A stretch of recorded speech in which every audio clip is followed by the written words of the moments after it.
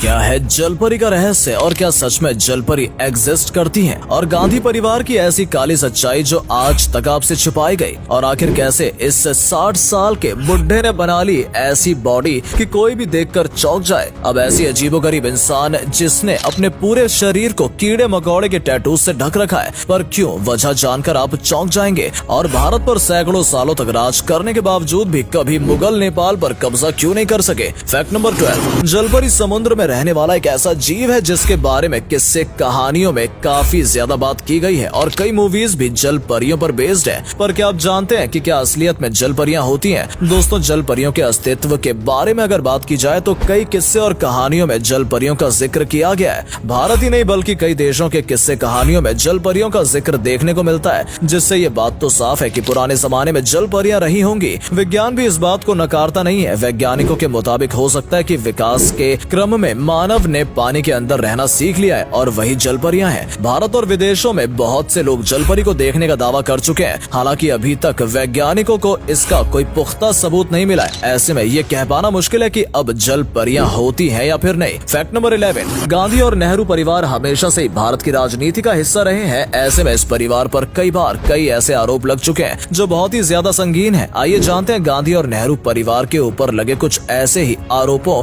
या फिर conspiracy theories के बारे में। अगर बात की जाए नेहरू परिवार की तो आपको जानकर हैरानी होगी कि जवाहरलाल नेहरू के दादा सुन्नी मुस्लिम थे, और ऐसा मैं नहीं बल्कि कई रिपोर्ट्स दावा करती हैं। वहीं जवाहरलाल नेहरू जिन्होंने भारत को आजाद करवाने में अपना योगदान निभाया था, उनके बारे में कहा जाता है कि वो बहुत ही अय्याश किस्म के थे और उनके कई महिलाओं के साथ संबंध रहे। उनकी बेटी इंदिरा गांधी के बारे में भी लेखक कैथरीन फ्रैंक ने अपनी किताब Indira the life of Indira Nehru Gandhi में बताया है कि इंदिरा गांधी के संबंध अपने जर्मन टीचर, अपने पिता के सेक्रेटरी, अपने योगा टीचर और विदेश मंत्री दिनेश सिंह के साथ रहे थे। फैक्ट नंबर 10, अभी स्क्रीन पर आप जिस शख्स को देख रहे हो वो 60 साल के हैं, लेकिन इतनी ज्यादा उम्र में उन्होंने इतनी कमाल की बॉडी बना रखी है कि जवान लोग भी इन्हें देखकर हैरान रह जाते हैं। दरअसल इनका नाम स्टीव रैम्सडेन है, जो कि ब्रिटेन के रहने वाले हैं। 1 साल पहले ये बहुत ही ज्यादा परेशानियों से जूझ रहे थे और कई बीमारियों ने इनके शरीर में जगह बना रखी थी, लेकिन फिर इन्होंने मेहनत करना शुरू कर दिया और फिर आप देख ही सकते हैं कि इनकी बॉडी आज किस तरह की दिखती है। 1 साल पहले ये कुछ इस तरीके के दिखाई देते थे, पर आज ये कुछ ऐसे मस्कुलर बॉडी बिल्डर दिखाई देते हैं जिनसे पंगा लेने से कोई पहले 10 बार सोचेगा। फैक्ट नंबर 9, मुगलों ने हमारे भारत पर सैकड़ों सालों तक राज किया, पर आपको जानकर हैरानी होगी कि इतने सालों तक भारत पर राज करने के बावजूद भी मुगलों ने कभी भारत के करीबी देश नेपाल पर हमला करने की कोशिश नहीं की।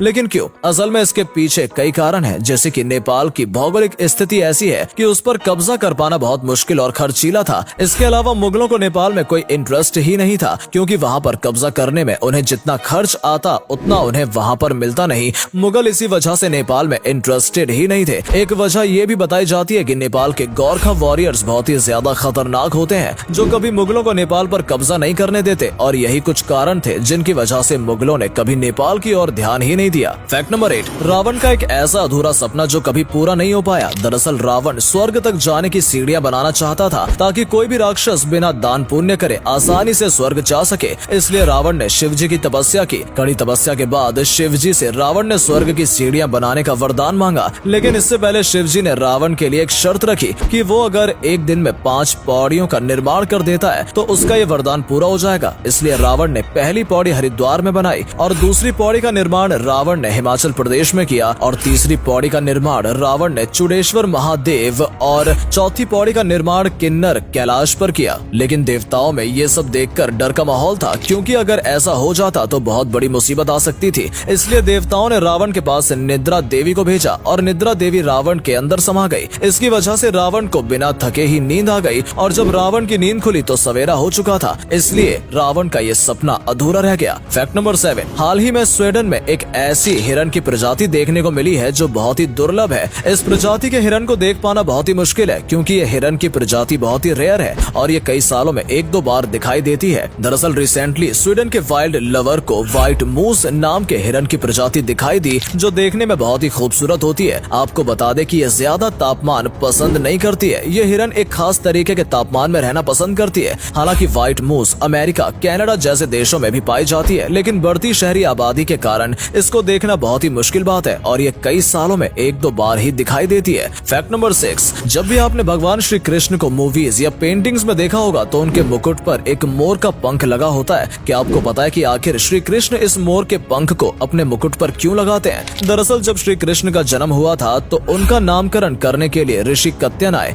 ऋषि ने श्री कृष्ण की कुंडली को देखकर बताया कि इनकी कुंडली में ऐसा योग है जिससे इनका सामना एक सांप से होगा। तब ऋषि ने श्री कृष्ण की माँ से कहा कि अगर तुम अपने बेटे को सुरक्षित रखना चाहती हो तो कृष्ण के माथे पर मोर पंख लगाया करो। और ऋषि ने श्री कृष्ण की माँ को हरिद्वार के बलवा पर्वत का पता बताया। कहा जाता है कि यहाँ पर सबसे ज्यादा मोर रहते हैं, इसलिए यहाँ पर सबसे पहली बार श्री कृष्ण के मुकुट पर मोर का पंख लगाया गया था। पंख लगाते ही मोर श्री कृष्ण के चारों ओर नाचने लगे और कुंडली के अनुसार भगवान श्री कृष्ण का मुकाबला कालिया नाग से हुआ था। फैक्ट नंबर 5, आज के समय में कपड़ों को साफ करने के लिए एक से बढ़कर एक डिटर्जेंट पाउडर है जिनको कपड़े धोने के लिए यूज किया जाता है। पर क्या आप जानते हैं कि 19वीं शताब्दी के समय भारत में जब कोई भी साबुन या डिटर्जेंट पाउडर का निर्माण नहीं हुआ था तो उस समय भारत के लोग अपने कपड़ों को कैसे धोते थे, कैसे साफ करते थे? असल में हमारा भारत शुरू से ही जड़ी बूटियों और वनस्पति से संपन्न रहा है और उस समय भारत में एक पेड़ हुआ करता था जिसको रीठा कहा जाता था और उस समय सभी लोग कपड़े धोने के लिए इसी रीठे का इस्तेमाल करते थे। ये उस समय काफी ज्यादा प्रचलित था। महंगे रेशमी वस्त्र को कीटाणु मुक्त और साफ करने के लिए रीठा आज भी एक बेहतरीन ऑर्गेनिक प्रोडक्ट है। फैक्ट नंबर 4, हर व्यक्ति की ख्वाहिश ये जरूर होती है कि उसके मरने के बाद उसका अंतिम संस्कार उसके परिवार वाले ही करें, पर बदलती दुनिया और अपने काम की वजह से बहुत से लोग ऐसे हैं जिनके पास अपने रिश्तेदार या परिवार वालों के अंतिम संस्कार तक में जाने का टाइम नहीं है। और इन सब बातों को देखते हुए किसी ने इसका एक स्टार्टअप ही बना डाला है जिसका नाम सुखांत फ्यूनेरा है। दरअसल ये स्टार्टअप लोगों को अंतिम संस्कार की सुविधाएं देता है, जैसे अर्थी, पंडित, बाल कटवाने की सुविधा, शरीर को कंधा और साथ ही अस्थियां विसर्जन तक ये स्टार्टअप ही करता है। हालांकि ये सब किसी भी शख्स के परिवार वाले करते हैं, पर वक्त इतना बदल चुका है कि किसी के पास इतना भी समय नहीं है कि वो अपने परिवार वालों के अंतिम संस्कार में भी आ सके, इसलिए इस स्टार्टअप को बनाया गया है। फैक्ट नंबर 3, अगर आप भी इस समय पर खाते हैं फल तो हो जाइए सावधान, वरना आपको भी हो सकती है एक भयानक बीमारी। दरअसल फल तो सभी लोग खाते हैं, लेकिन अगर आप खाना खाते समय फल खाते हैं या फिर खाना खाने के तुरंत बाद फल खाते हैं तो यह आपके लिए बहुत खतरनाक हो सकता है। वो इसलिए क्योंकि जब हम खाना खाते हैं तो हमारे शरीर में ग्लूकोज बन रहा होता है, लेकिन जब हम खाने के साथ फल खाने लगते हैं तो हमारी बॉडी में फ्रक्टोज भी बनने लगता है और जब हमारी बॉडी में एक साथ इन दोनों का रिएक्शन होता है तो फ्रक्टोज कन्वर्ट होकर फैटी एसिड में बदल जाता है, जिससे शरीर में मोटापा बढ़ने लगता है और कई बीमारियां बन सकती हैं। इसलिए रोटी खाने के बाद फल को नहीं खाना चाहिए। या तो खाना खाने से 1 घंटे पहले फल खा ले या फिर 1 घंटे बाद साथ में फल और खाना नहीं खाना चाहिए। और अगले फैक्ट पर जाने से पहले इस फोटो को ध्यान से देखिए और बताइए आपको कौन दिखाई दे रहा है। इससे पता लगेगा आपका दिमाग और आपकी आंखें कितनी तेज हैं। आपको मिलते हैं 5 सेकेंड। Fact number 2,